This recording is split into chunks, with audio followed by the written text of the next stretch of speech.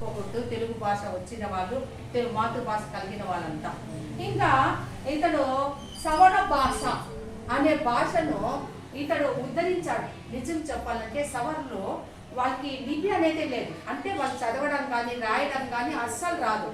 అలాంటి వాళ్ళ సవర భాషను ఇతడు నేర్చుకోవడం కాకుండా, గిడుగు రామ్మూర్తి గారు నేర్చుకోవడమే కాకుండా వాళ్ళ ప్రాంతానికి వెళ్ళి సవర భాష 40 సంవత్సరాలు వాళ్ళకి సేవ చేశాడు. వ్యాకరణము, అక్షరాలు లిపి కనిపెట్టాడు, వాటికి వ్యాకరణం కనిపెట్టాడు.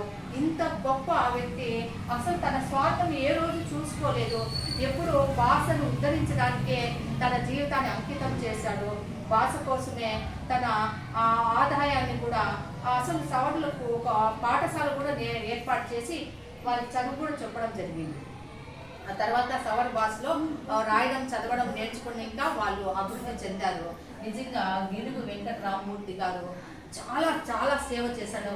అతన్ని ఇప్పుడు తలుచుకోవడము నిజంగా నాకు చాలా సంతోషకరమైనటువంటి విషయము.